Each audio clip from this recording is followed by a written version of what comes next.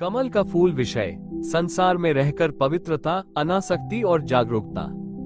यह कोई एक निश्चित ऐतिहासिक घटना नहीं है, बल्कि बुद्ध और ओशो दोनों द्वारा बार बार प्रयोग किया गया एक गहरा प्रतीक है। ओशो कमल के फूल को मनुष्य की चेतना का प्रतीक मानते थे। एक दिन बुद्ध अपने शिष्यों के साथ एक सरोवर के किनारे बैठे थे। सूरज अभी अभी निकला था, हवा में ठंडक थी, झील का जल शांत था। उस झील में सैकड़ों कमल खिले हुए थे। कुछ कलियां थी, कुछ आधे खिले थे, कुछ पूर्ण विकसित होकर सूर्य की ओर खुले हुए थे। बुद्ध ने एक कमल का फूल अपने हाथ में उठाया और शिष्यों से पूछा, क्या तुमने इस फूल को ध्यान से देखा है? शिष्य सोचने लगे कि शायद बुद्ध कोई गहरा दर्शन बताने वाले हैं। बुद्ध ने कहा, देखो, ये कीचड़ में पैदा हुआ है, इसकी जड़ें कीचड़ में हैं। यह उसी जल में रहता है, लेकिन कीचड़ इसे छू नहीं पाती। शिष्य चुपचाप सुनते रहे। बुद्ध बोले, यदि कमल चाहे तो कीचड़ को दोष दे सकता था। यदि चाहे तो कह सकता था कि मैं इतनी गंदगी में पैदा हुआ हूँ, इसलिए सुंदर नहीं बन सकता। लेकिन कमल ने शिकायत नहीं की, उसने कीचड़ को सीढ़ी बना लिया। एक शिष्य का प्रश्न एक शिष्य ने पूछा, भगवान, क्या मनुष्य भी ऐसा हो सकता है? बुद्ध मुस्कुराए। उन्होंने कहा, इसीलिए तो मैं कमल की बात कर रहा हूँ। तुम संसार में रहो, पर संसार तुम्हारे भीतर न बस जाए।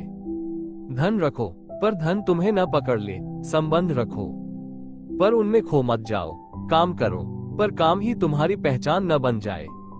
ओशो की व्याख्या। ओशो कहते हैं कि सदियों से लोग दो अतियों में फंसे रहे हैं। एक कहता है, संसार छोड़ दो, दूसरा कहता है, संसार में पूरी तरह खो जाओ। ओशो कहते हैं, कमल तीसरा मार्ग है। कमल न तो कीचड़ से भागता है, न उसमें डूब जाता है, वो उसी में रहकर खिलता है, जल की बूंद का रहस्य। ओशो एक और सुंदर बात कहते हैं, कमल के पत्ते पर यदि पानी की बूंद रख दो तो वो उस पर टिकती तो है, लेकिन चिपकती नहीं। हल्की हवा चले और बूंद लुढ़क जाए। ओशो कहते हैं, ऐसे ही संसार में रहो। अनुभव आए, लोग आए, सफलता आए, असफलता आए, लेकिन वे तुम्हारी चेतना से चिपक न जाएं। आधुनिक जीवन में कमल, मान लो कोई व्यक्ति परिवार में रहता है, व्यापार करता है, पैसा कमाता है, दुनिया के काम करता है, लेकिन भीतर वो सजग है। वो जानता है ये सब जीवन का हिस्सा है। लेकिन मैं केवल यही नहीं हूँ। ओशो कहते हैं, यही कमल का जीवन है। कमल कैसे बने? बुद्ध कहते, शुरुआत जागरूकता से होती है। जब क्रोध आए उसे देखो, जब लोभ आए उसे देखो, जब भय आए उसे देखो, जब इच्छा आए उसे देखो।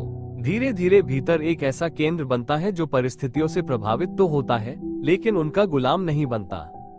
यही कमल का खिलना है। कहानी का गहरा संदेश। ओशो कहते, कमल की महानता कीचड़ से भागने में नहीं है।